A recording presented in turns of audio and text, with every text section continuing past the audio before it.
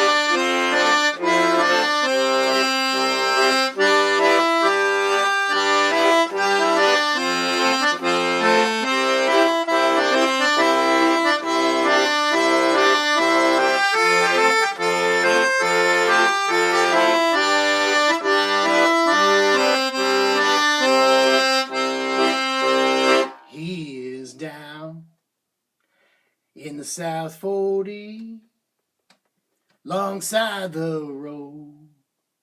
I left him there, and with your taste in troubled mind, I picked a pretty spot you and he will share. and your richness will be planted below when golden grain does show. And come this time a year from now, when breezing sheaves its sides, you can rest so peacefully, knowing you eased our hard times. It's too bad you won't be here to reap well what you've sown.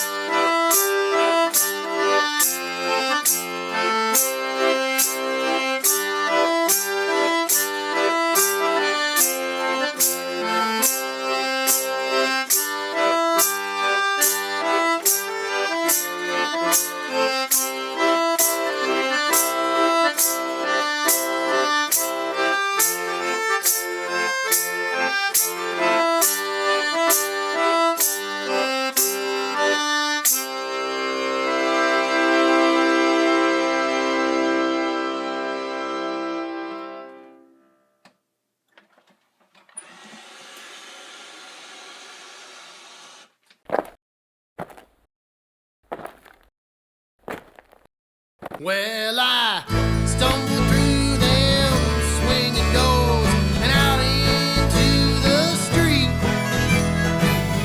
Sank down on my knees, squinted in the noonday heat. Laid my pistols down in the dust, touched my aching chest. Hand came away, dyed crimson, and I said with shorty breath,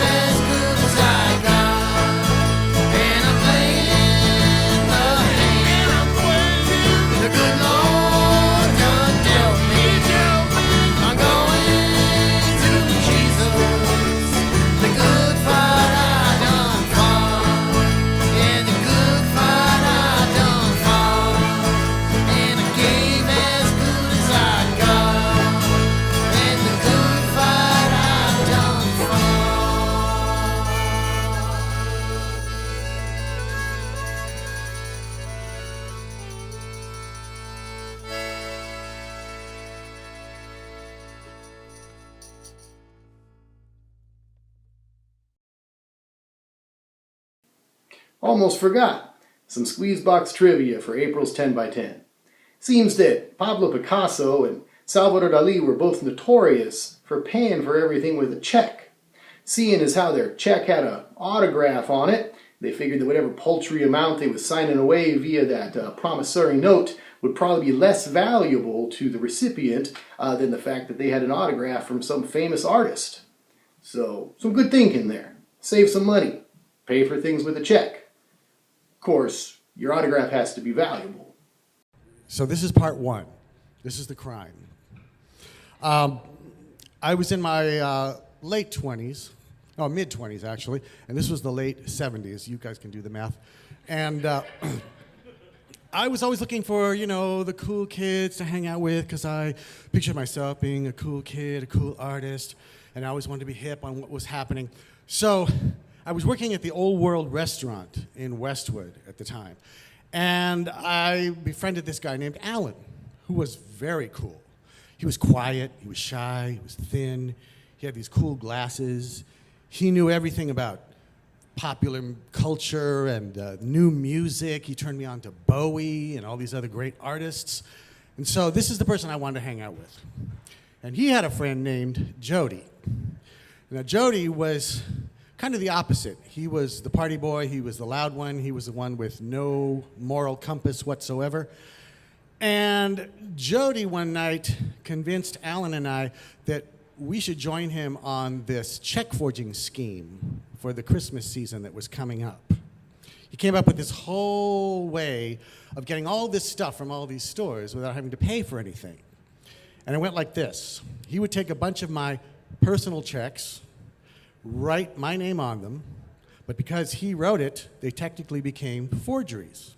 Now, this was back before they had all the scanning and the cameras everywhere, and people still shopped a lot with cash and checks. So we made a list of all these department stores that we wanted to hit, and it was the weekend before Christmas. And some of the checks had already been filled out, so we could just run in the store, hand them to the clerk, walk out with the stuff, no questions asked. And if they asked for an ID, I had my ID, but I also was paying with a forged check.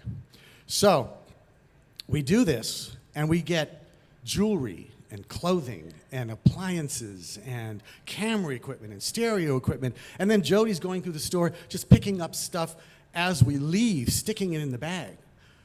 We get home and we got all this loot. We think we're gonna give this away as gifts. We're gonna enjoy all this stuff. Little side note, everything that I got from that little shopping spree disappeared from my life, with the exception of a camera. It either got lost or broken or stolen by somebody else. It was very weird. But that wasn't the half of my punishment. So we get all this stuff. We think we get away with it. And we did.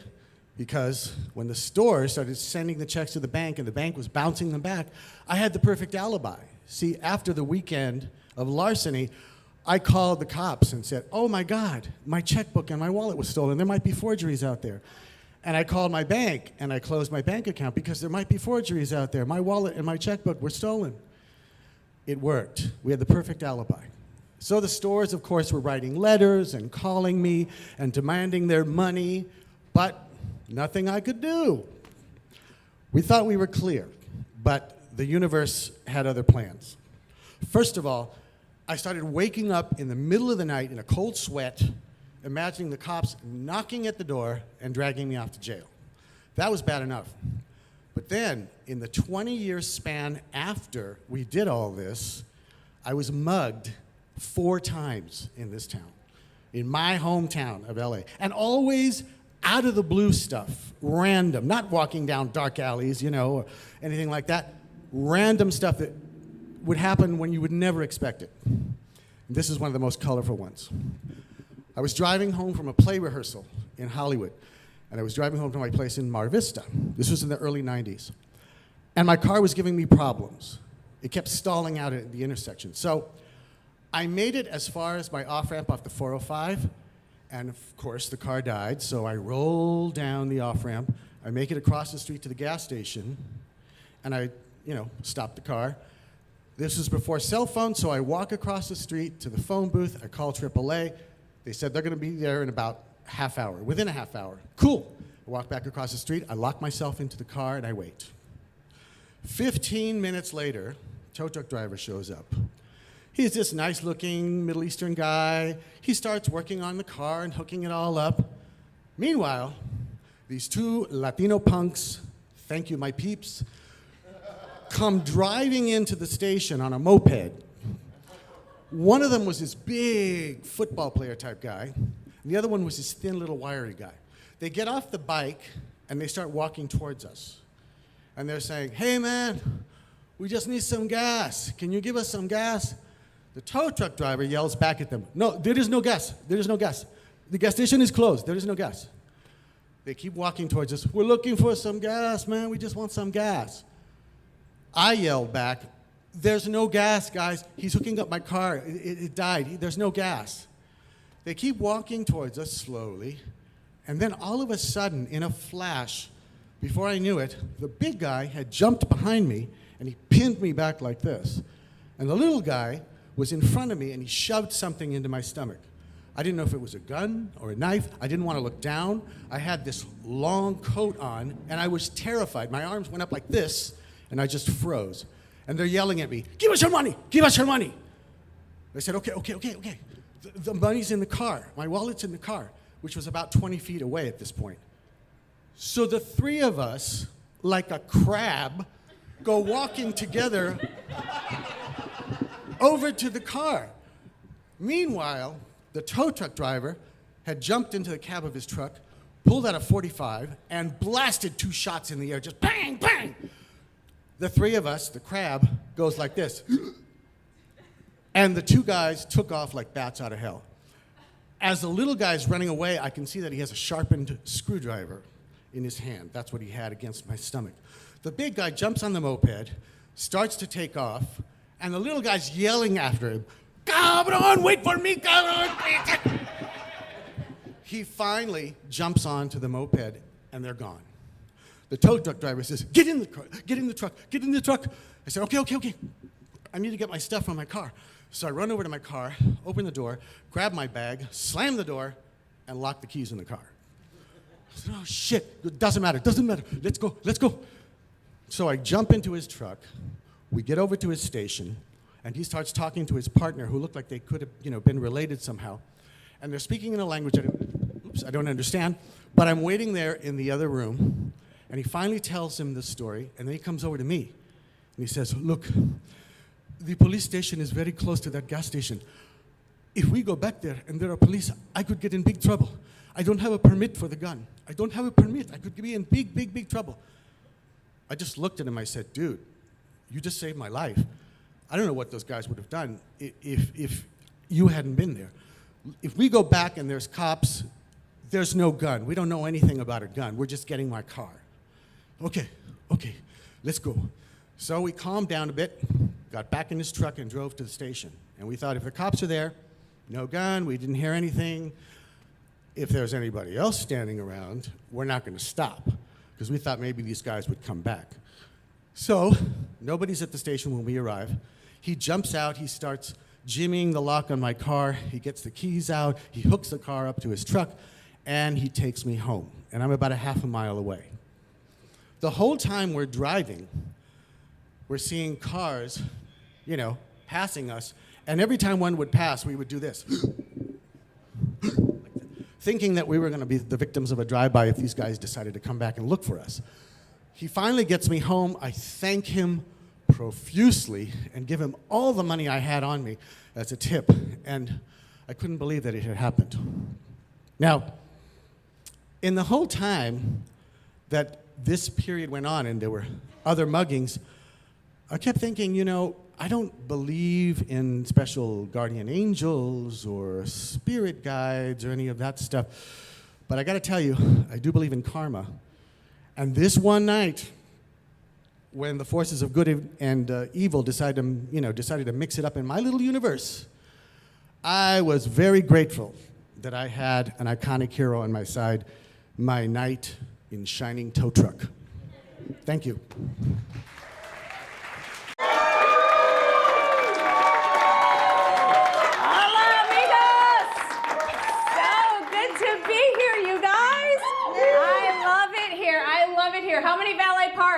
Anybody? You guys are as cheap as me. No, I never valet park my car. You know why? I don't trust those guys, right? You never know how they're gonna treat your kids. Yeah. Gotta be careful. They don't change diapers. So this jacket is new. What do you think? You like it? Thank you very much. I got it off one of the chairs in the casino. Fits pretty good, right? I am also celebrating, you guys. Just a couple weeks ago, I had my bridal shower. Thank you. Thanks. Thanks. I don't have a fiance or a boyfriend. I just needed some stuff, you guys. Yeah. Registered. I got a flat screen TV. That's what a girl wants. I don't need plates. The crazy thing is I actually wear a wedding ring. I do. My friends think I'm crazy. I bought it for myself. I saw this older movie called The Field of Dreams. Have you guys seen that movie? Yes. I got the idea. Ladies, if you build it, they will come. Yes. Yes. Yes. So now when I meet the right guy, all I have to do is just hand him the receipt. Yeah, because we went to Jared's. You can make payments, what's up? I am actually Peruana, Peruvian, first generation born here in the US, thanks. The crazy thing is when I tell Americans my nationality, how many of them are like, where's Peruvia?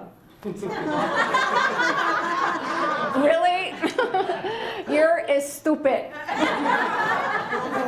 With a capital E. And that's the joke I use to gauge the audience intelligence. You guys need more Asians, I'm telling you. I think, if you didn't know that, just study your geometry. Please.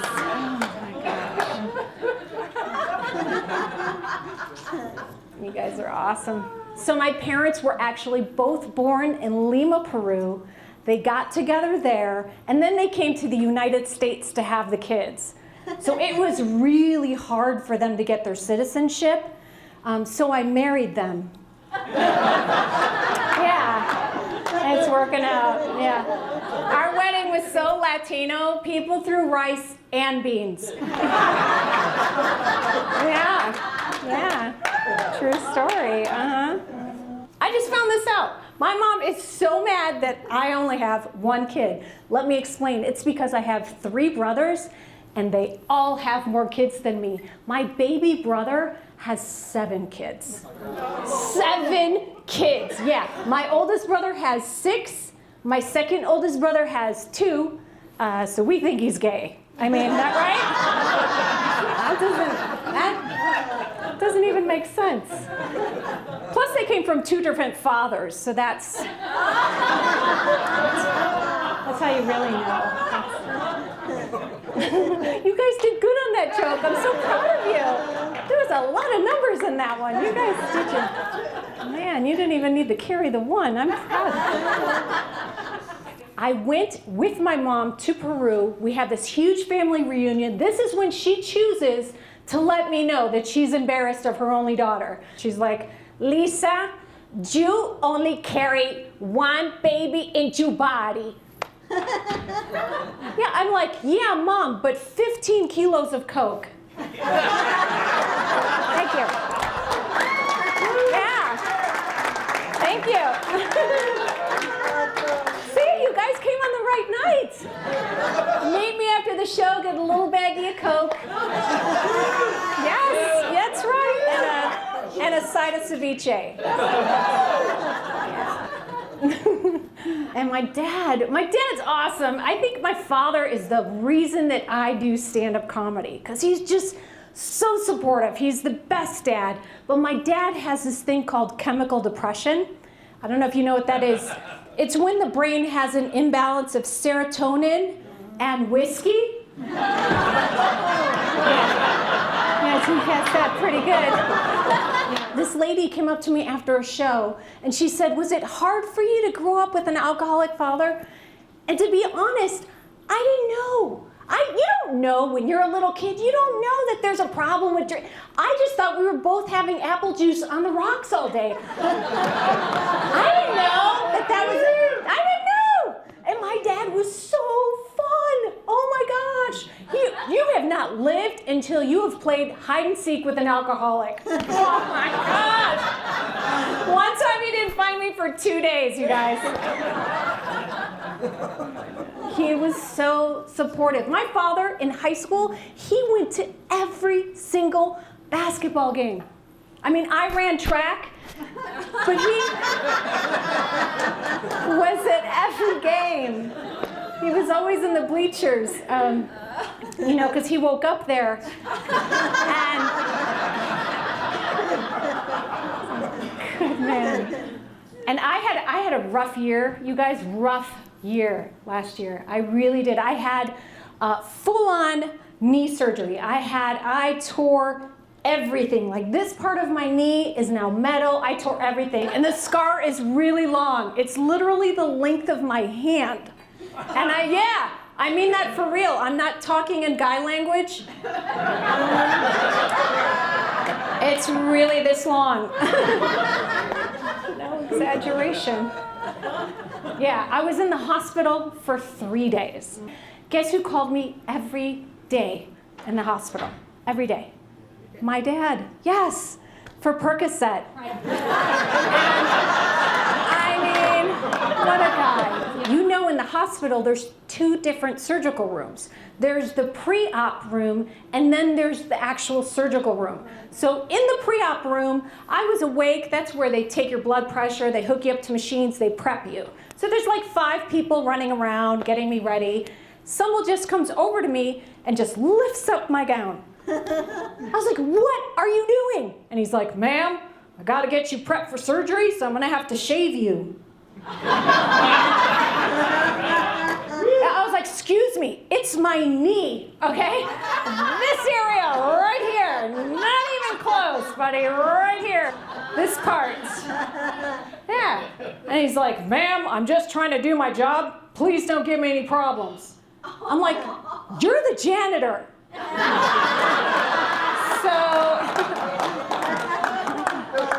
I was like, well, if you had better insurance.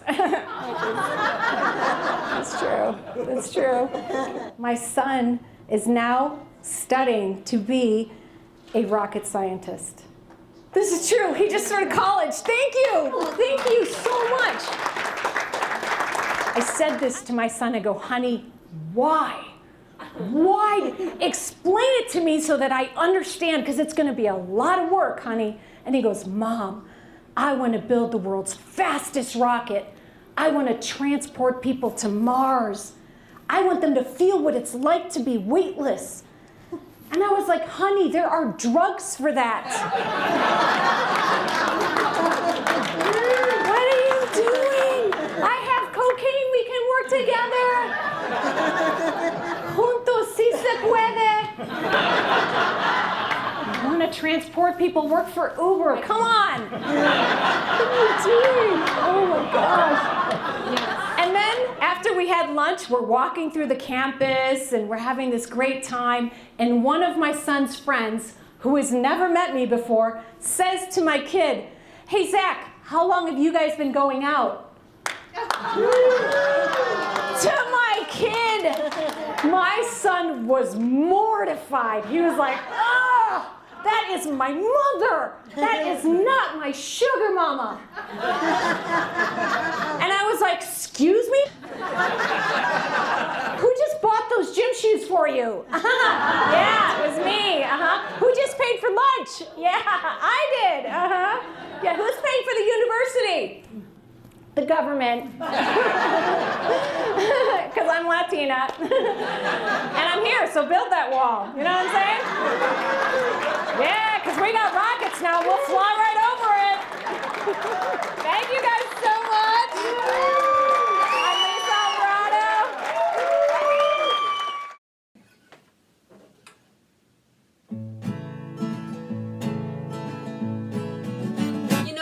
big truck, but that his heart's even bigger. And when he's rolling on by, he makes my whole body shiver. So I bought a new skirt to go with my new sweater. If he's got a girlfriend, I'm gonna make him forget her. Timber, I'm falling hard over him. Timber, I'm falling hard over him. You know he's got a big boat, but that his heart's even bigger. So if he calls him for bait, I'm gonna have to deliver. Had it float anywhere with this guy down a river. You know he ain't loose, but for him I think I'd have to consider. Timber, I'm falling hard over him. Timber, I'm falling hard over him. Timber, I'm falling hard over him. Timber, I'm falling hard over him. Don't bring down all those beautiful trees in the forest. Don't make me fall like you done with all the rest. I want to grow strong and tall towards the sun and the moon and the stars. Don't make me fall.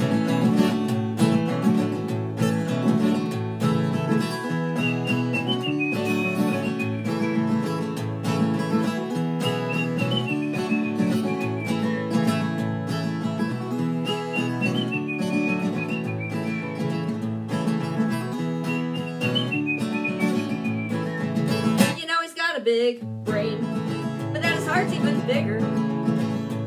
And if his love was a gun, I think I'd like to put my hand on his trigger. And I've got a good friend, you know she's more like a sister. She wants to tell him that I like him. If she does, you know I'll never forgive her. Timber, I'm falling hard over him. Timber, I'm falling hard over him.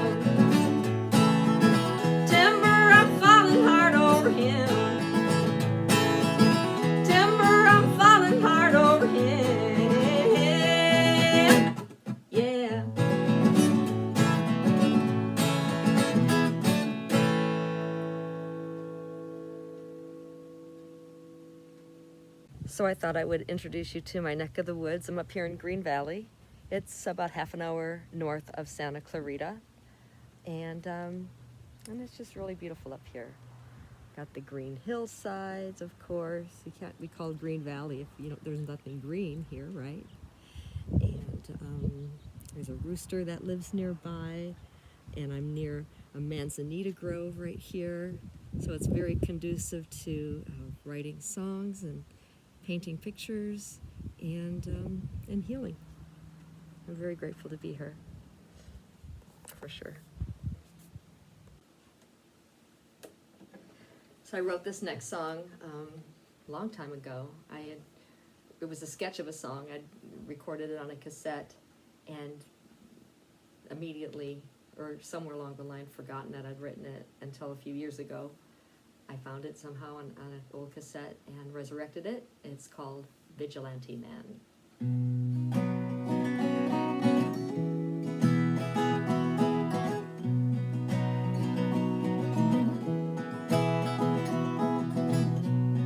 Now I hear you bought a gun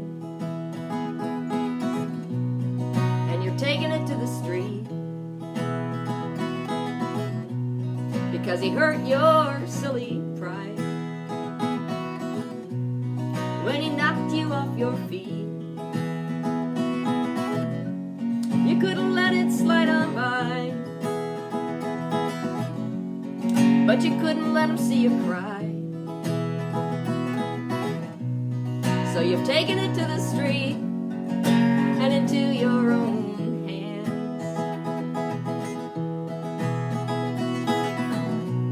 I hear you lost a shady bed, and now you're swimming in the mud.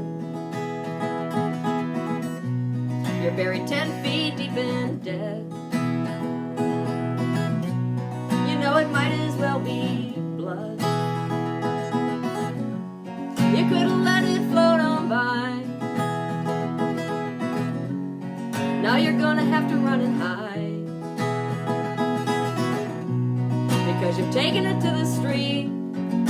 and into your own hands. Just like a vigilante man, well, you've taken it to the street and into your own hands. Mr. Vigilante Man.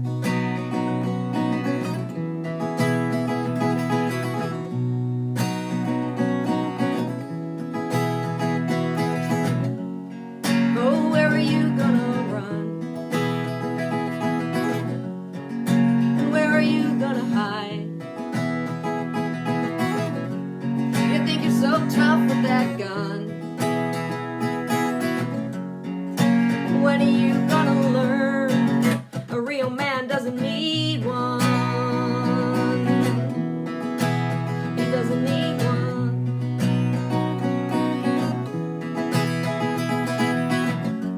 Yeah, you could have let it slide on by. Now you're gonna have to run and hide. Oh, no, because you've taken it to the street and into your own hands. Just like a vigilante man. Oh, you've taken it to the street and into your own hands. Mr. Vigilante Man. Mr. Vigilante Man. Guess you're a vigilante man.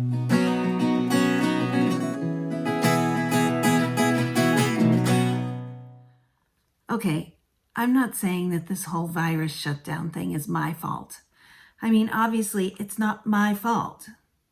But it is kind of a big coincidence that when I finally decided to try online dating, the universe comes up with a global pandemic, and now it's impossible to meet anyone.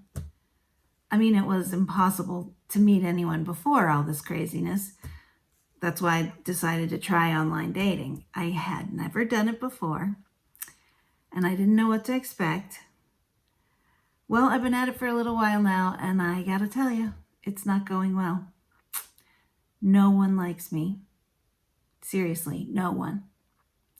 I have reached out to hundreds of men. No response. Well, okay, not true. Some of them respond. And maybe we exchange a few text messages or a phone call or two, and then they just disappear. I don't know what happens. They just ghost me. There's no explanation and no farewell. I started keeping a list of all the guys that ghosted me, but eventually the list just said all of them. I guess gone is the new goodbye. I have been rejected by so many men that it's impossible to take it personally. It just feels like playing a slot machine, you know, you just pop in another quarter and try again. You know, actually, no, it's kind of more like a pinball machine. I feel like a hapless little pinball just kind of rolling through a game I don't even really understand, trying to bump up against something that will make some points. But mostly I just roll down into the gully, into nothingness. Game over. Play again. I don't know what I'm doing wrong.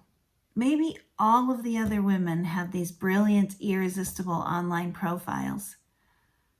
I can tell you that most of the men don't. By now I have gone through all the men, all of them, in a 50-mile radius. All of them. And honestly, they're making some terrible mistakes. I started making some notes based on real online dating profiles, just as a public service for you men out there who actually do want to meet someone. These are just a few marketing tips from someone in your target demographic. Number 1, your profile picture should not be your wedding picture. It kind of makes it look like maybe you're not quite over your ex. And then there are you guys, and there are a lot of you, who post a picture of yourself with your arm around a really beautiful woman. I'm not sure what the message is that I'm supposed to take from that. To me, it feels kind of like those measurement signs at Disneyland that, you must be at least this tall to ride. That I see those pictures and it feels like the message is you must be at least this hot to ride this ride. And you know what, buddy? It makes me just think I'm going to set this one out. Your profile picture is a chance to make a really good first impression. So why would you post a picture of yourself with a big Band-Aid on your face? I mean, is that the very best photo you have of yourself? Really? And then there's the guy whose profile picture is a sandwich. Another guy whose picture is a cup of coffee and a pack of Marlboros. Thank you, sir, for letting me know right up front what your breath smells like. One guy posted his high school yearbook photo. I guess that's supposed to let me know what I was missing out on in 1975. A guy posted a picture of Mark Zuckerberg testifying in front of Congress. Not even Mark Zuckerberg would use that as his profile picture. When I look at your profile, I want to see your eyes. Maybe your smile. Your picture should be a window into who you are. It should not be a flaming falcon. Something that is half man and half tiger. It should not be Our Lady of Guadalupe. These are all real profile pictures that I've come across. Your profile picture should not be of a baby. Yes, she's your granddaughter. And yes, she's beautiful. But I don't want to make out with her. This same principle applies to your pet, especially if your pet is a snake. And what's with all the motorcycles? Why are middle-aged men so in love with motorcycles? Do you think I'm going to think that's sexy? Because what I actually think is loud, annoying, expensive, potential paraplegic. And one last thing about the pictures. Please be wearing clothes. Sir, you are 67 years old and covered with hair from the ears down. Trust me when I tell you that naked is not the best look for you. And then there's what you have to say about yourselves. Oh my. First of all, the typos. You have like 3 sentences to say something meaningful about yourself. Just reread them. Just look at what you're posting. I'm not prefect. No, you're not. I love help bug others. HELPBUG. Help bug. My favorite time of day is dust. Unless you're offering to come over and clean my apartment, I don't think dust is what you mean. Some of them scare me, like the guy who says his name is Lucifer. I mean, I don't think he's the Lucifer, but still, that's an interesting choice for a forum where you're hoping to attract someone to love. And the guy who said, I love to taste women. God, I hope he's being inappropriately sexual, because otherwise he's a cannibal. One guy said, we'll get along if you know how to act like a lady. Ooh. Ugh. And the guy whose profile picture shows him holding a gun, and his bio says only, I am very loyal and kind until I am betrayed. Yeah, I am so afraid of that guy.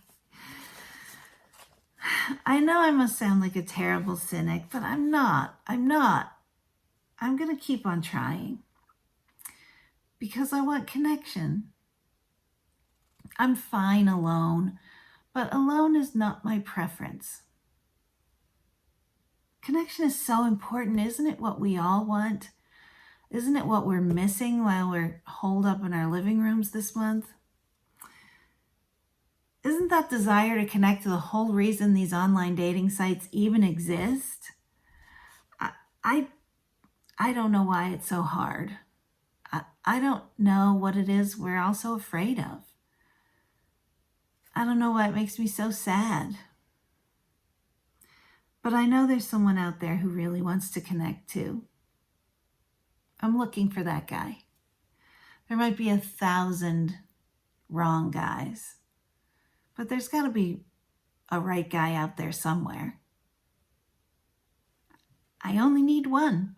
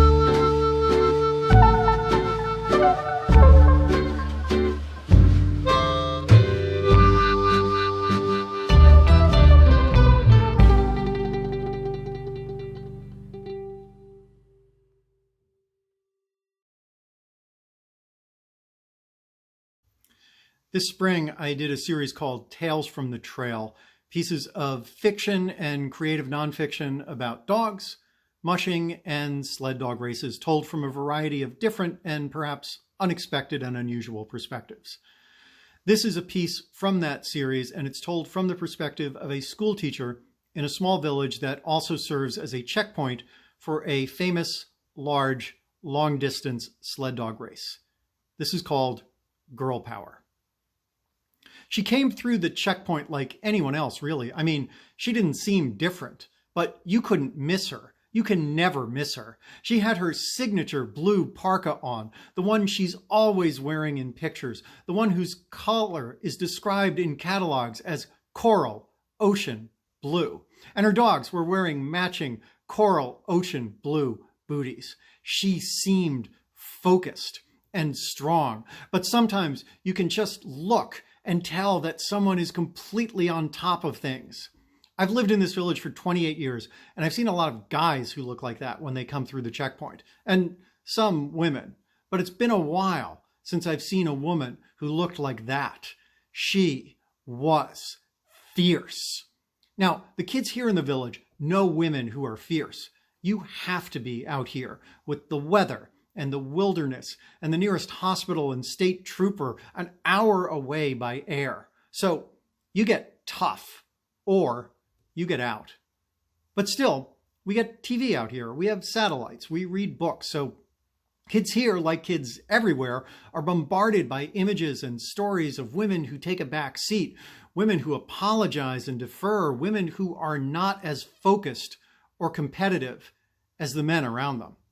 Even some of the women mushers. I mean, sure, they're every bit as tough as the men, but some of them just seem so grateful to be out here that they forget they are also in a race. And to be fair, some of the men do too. Not that I'm knocking it. Almost no one in the world can qualify and enter this race and make it so this far up the trail. It's more than I will ever do. So in a way, getting here at all is its own reward. And every musher is tough, but some have that extra toughness. Toughness you can see beyond all the stuff you can't control, beyond all the weather, the dog issues, the tread and the trail and sled issues, and beyond all of their luck. Look, everyone who gets here is focused, but some more than others. And maybe that's how you move up. Maybe that's how you win. When she came through, I could tell she needed sleep. Hell, by this point in the race, everyone who comes through needs sleep. So I pointed out the area in the gym designated for mushers to sleep, and she said, "Yeah, but first, let me go talk to the kids, especially the girls." And when she walked into the community building, the kids all gathered around her. I brought her hot coffee, and she called the girls closer, and she said to them, "You can compete with the boys on an even playing field." And she made a point of looking every girl in the eye. And she said, "You can be tough and smart. You can win and still be girls." And then she gave booties to all of the kids as souvenirs. Coral, ocean, blue booties. The girls were all in a little bit of awe of her, treating her like a celebrity and putting her up on a pedestal. But she wouldn't have that. She drew them in and she drew them out, letting them talk and really, really listening. "You are the inspiring ones," she said to them. "Girls like you out here in the villages. I don't have a lot of spare room in my sled bag, but I feel like I bring every one of you with me on every mile of every race." She told the kids to find the thing that they loved and were really good at and to work as hard as they could. And she said, that way, as long as you do your absolute best, you'll always be winners. Remember, you can do so much more than you know. And then she took selfies with everyone who wanted one. All of the girls got a picture, and a few boys too, although most of them had drifted off to watch TV or video games by then. And only after that, more than an hour past the time when she came into the community building did she go back to the gym to grab a few hours of sleep before she returned to her sled, did all of her dog chores, and continued up the trail. A few nights later, our entire village huddled around a computer in the community center, watching, waiting. And when she crossed the finish line wearing that coral ocean blue parka, her dogs decked out in matching coral ocean blue booties, besting dozens of men and a handful of women, driving dogs, a team of dogs, every bit as good as any I've ever seen. She told the announcer that it was wonderful to win, but, she said, it's even greater to spend time with the next generation of fierce girls in the villages. The crowd around her cheered, and she looked up and paused and said, I'm looking at the North Star right now, and I want every girl who can hear my voice to go outside and look up at the North Star and remember that you can do so much more than you know. And a dozen girls bolted up from around the computer and ran outside in our little village to look up. And then about 20 seconds later, they all ran back in because it was below zero and they didn't have coats on. But a handful grabbed their coats and their gloves and hats and they went back out and they looked up. And when they came in a little while later, you could see on their faces that they were changed. They were stronger than they had been just a few minutes earlier. It's a different way of life out here. It's not easy. It's never easy. And the point isn't that any of our village girls are going to grow up to win sled dog races, although they might. The point is for all of them to grow up, to be smart and focused, to be strong. And if one or two of them do grow up to become mushers, they'll know that they are tough enough and smart enough and strong enough to compete against men on an even playing field. And when one of those girls from my village or anyone else's village is in a position one day to win, I hope she too finds room in her sled bag to bring all of the inspiration of all of the fierce girls on the trail. And I hope she can look up at the North Star and remember a night in March when a stranger in a coral ocean blue parka came into her life and told her she was strong and focused and could inspire people. And look, even though this isn't about me, I know that I will never forget how powerful it was to see an exhausted woman wearing distinctive colors, making a point of talking to girls in a remote village for an hour before she even thought about the sleep she desperately needed, because that is the exact moment when I learned what it really means to be a champion. Hello, I'm Tommy Peacock. Here's a song called Rock and Roll Show.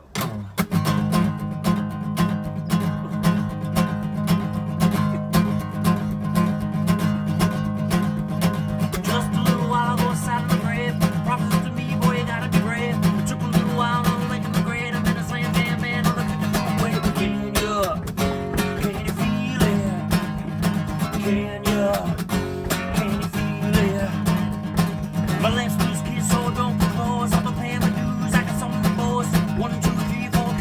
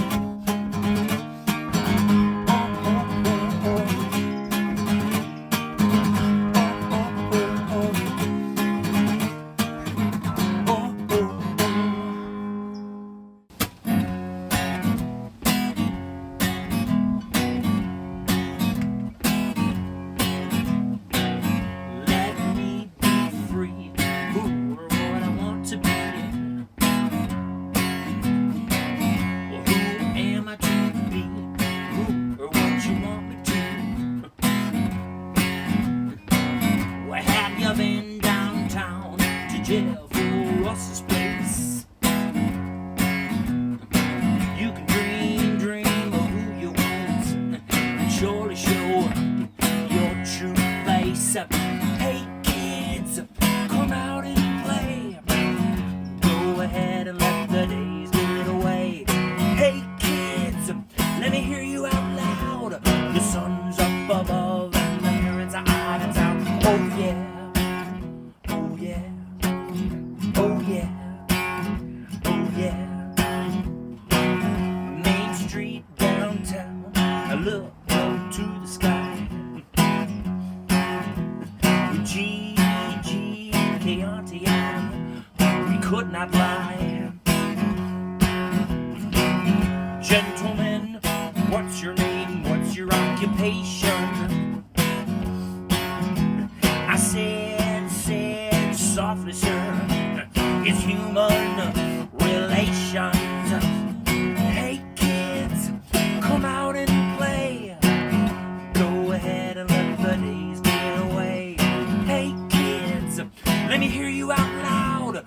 The sun's up above and the parents are out of town. Oh yeah, oh yeah, oh yeah, oh yeah, oh yeah, oh yeah. Say hey kids, hey kids. Life's like a roller coaster. We can just go in a circle. Why can't we just be a roller skater and go in the middle of the circle? Be a dancing and a dreaming. Life seems it's breezing. I can't wait for summer. I can't wait for the kids to say, all the kids say, ooh, ooh, ah, whoa. The kids say, all the kids say, ooh, ooh, ah, whoa. The kids say, ooh, ooh, ooh, ooh, oh, oh, oh, oh, oh, whoa. We just got off for summer. We're acting a fool, but we're strong in numbers. It's the next generation you won't know about till 20 years after. It's a good-looking out thing. It's a song that we all sing. Hey, it's finally summer. Hey, it's time for the kids to say, all the kids say, ooh, ooh, ah, whoa. The kids say, all the kids say, ooh, ooh, ah, whoa. The kids say, ooh, ooh, ooh, ooh, oh, oh, oh, oh, oh, oh, whoa. The kids say, ooh, ooh, ooh, ooh, oh, oh, oh, oh, oh, whoa.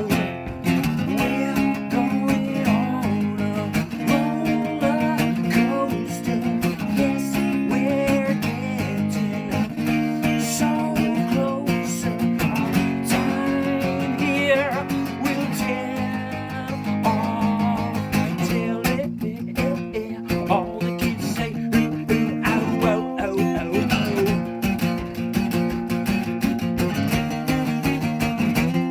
The kids say, all the kids say, ooh, ooh, oh, whoa. The kids say, all the kids say, ooh, ooh, oh, whoa, oh, oh. Kids say, all the kids say, ooh, ooh, oh, whoa, oh, oh. Kids say, ooh, ooh, ooh, ooh, oh, oh, oh, oh, whoa. The kids say, ooh, ooh, ooh, ooh, oh, oh, whoa.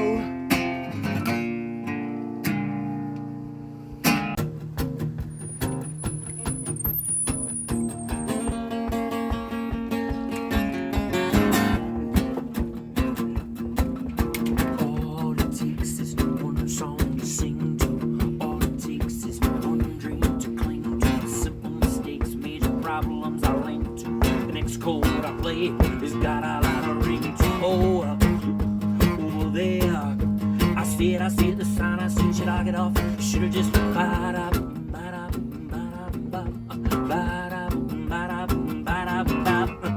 exit seems it's next. The exit seems it's next.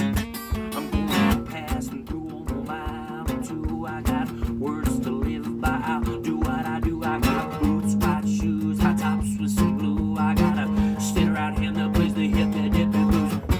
Around, I got a bang, yeah.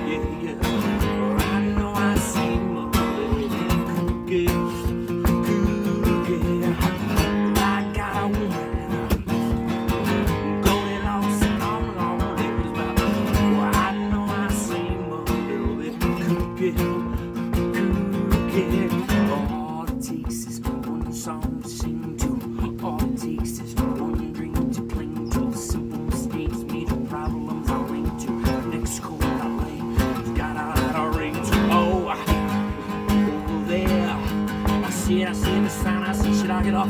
Should just ba-da-boom, ba-da-boom, ba-da-boom, ba-da-boom, ba-da-boom, ba-da-boom, ba-da-boom, ba-da-boom. The exit seems it's next. The exit seems it's next. I'm going past and through a mile or two. I got words to live by. Do what I do. I got boots, white shoes, and tops with some blue. I gotta sit right in the place. The hip, hip, hip, hip. I know I can. Right now I will, well, well. Right now I seem right now I can. Right now I will, well, well. Right now I seem a little bit kooky.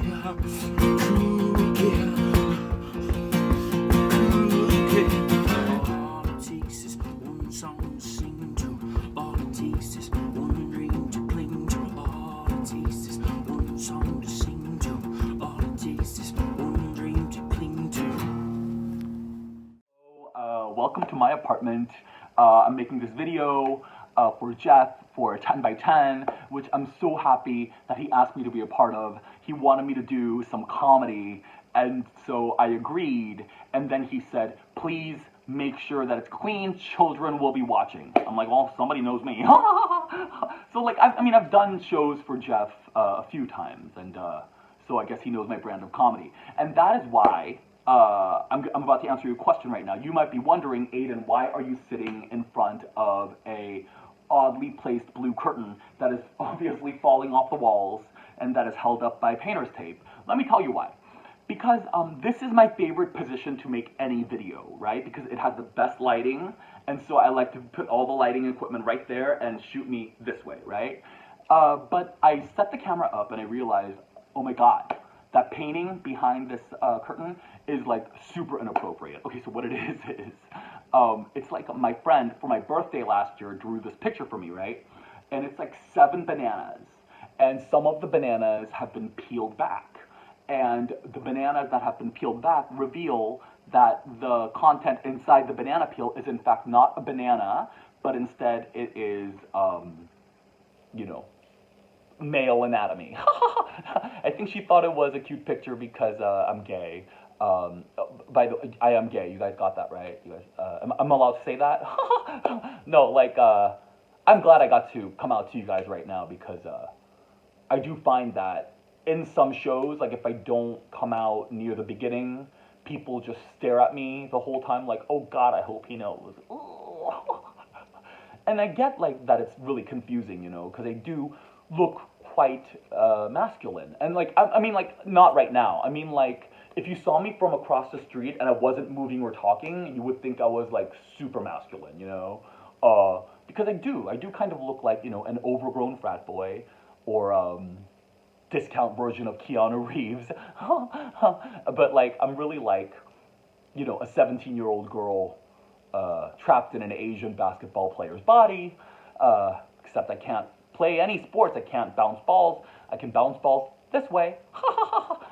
I hope that was not too inappropriate. Anyway. But yeah, no, I do look, I've been told I look really, really masculine. Like, I mean, look, I have some muscles, I do. I have some muscles. I'm keeping it up. I do like 150 push-ups a day.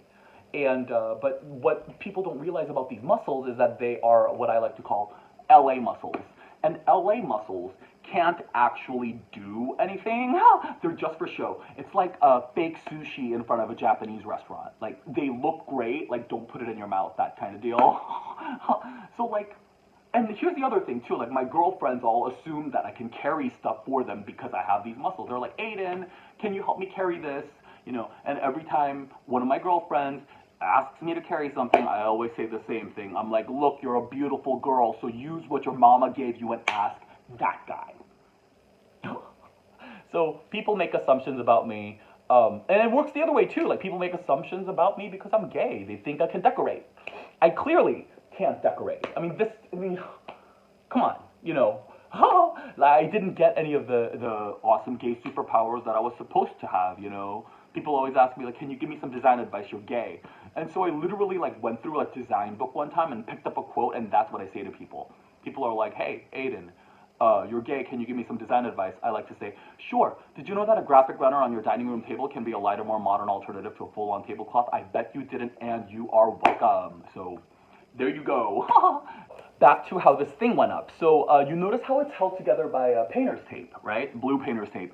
And so, I wanted to tell you why I have so many rolls of painter's tape laying around the house. See, this is why. One time, I tried Botox. Okay, like, I know you guys think I'm all young, you know, but I am Asian, so I really could be 84 or 35, and you really wouldn't know the difference. Anyway, so, I have painter's tape because I tried Botox, because I was worried about these. You know, I look very angry, frown lines. And so being that I'm really vain, I decided to go to a plastic surgeon's office and get some treatment for my angry forehead situation. And this guy who applied it, actually, I should have known it was going to go bad, because he looked at me and he was like, well, Aiden, do you want just a little bit, or would you like the Nicole Kidman Frozen look? And I was like, will I be able to move my face? And he actually said, real answer, he goes, do you need to? I was like, well, I guess I don't need to, you know. I saw Cher in concert, and she's so frozen now, she doesn't even move her mouth anymore. Like, really, seriously. But anyway, but I'm a comedian, so I needed to move my face. But he did apply it, and so I said just a little bit. Except, like, it didn't turn out like it was just a little bit. It went totally off the rails. Like, so what happened was, apparently this happens often. I got it right here, and it sunk my middle, and it raised my eyebrows. So it looked like my eyebrows were drawn on. I looked like an Asian chola, right? And I felt so ashamed because everybody could obviously tell I had plastic surgery. And I was never the type of person that, like, was going to get plastic surgery, you know? I mean, I used to live in San Francisco. And when I was in San Francisco, I felt like a solid 7. Except, like, in LA, I just feel like a 7-Eleven regular with a binge eating disorder, you know? And I never thought I would ever want a facelift, ever. But now, I kind of really want a facelift. Like, I really, and I don't want to stop until I look like Maleficent. Okay? I want my forehead pulled back so far that my eyebrows fill in my high receding hairline. Because, you know, I love a deal. So anyway, way this painter's tape comes into play is I bought a product called Frownies that Joan Crawford used to use to prevent her angry frown lines, and they're supposed to smooth them out. But my head is so damn big that when I applied it, it's basically like packaging tape that you put on your face at night, and it kind of like, it all fell apart by the morning, because my head is, I'm sure, a lot bigger than Joan Crawford's, you know? And so I came up with painter's tape, because I thought it was you know, I tried many different things. I tried to put like a sleeper's mask over my forehead so I could smooth it out. Nah. Because also I sleep on my side, and you see those like lines right there? Like, it becomes like, you know, fine lines. And so what I do every night, you guys are gonna, why not? It's coronavirus, let's reveal some life hacks. I actually put on painter's tape on my forehead. I'm gonna do a little piece of it for you right now. Boom, like that. Like that. I'm not kidding. So you ultimately, I look funny. So you apply like a bunch of layers, and it prevents your head from moving. It becomes like one piece. I do look like Wonder Woman when I have the whole thing on. And it prevents sleep lines. And when I wake up in the morning, Botox free, I have no wrinkles on my forehead, rah rah, I've come up with the solution to life. So there you go. If you take away anything from this, that is what I have to offer. So, oh, I'm almost at the end, my 10-minute mark. That was really fast. I guess explaining painter's tape takes a while. But anyway, I wanted to finish the video by sharing with you my favorite song in the world. And hopefully that'll lighten your mood. I hope you're spending good time with your, you know, family, and everybody's keeping safe, you know. And so I feel like nothing makes you feel better than a good song, you know. And I would know, I used to sell karaoke machines at Costco. I did. And like, people would try to ignore me while I sang to them But, I don't know if you can tell, from my video, like, I'm not really one to be ignored. Do you see what I'm saying? And so whenever someone would walk by, try to ignore me, I would purposefully pick a song that could be directed at, like, a jilted lover and sing it directly to them, right at them. I wouldn't care who was around. I'd be like, I am telling you how I'm not going. You're the best man I've ever known. The wife would be like, do you know him? So anyway, while I was working at Costco, I realized the lyrics to one of the songs that I kept singing to. The lyrics to the song I'm talking about is Have You Ever Really Loved a Woman by Bryan Adams. Have you guys ever heard it? So, I just want to let you know, there's a line in that song. I'm not kidding you. It goes like this.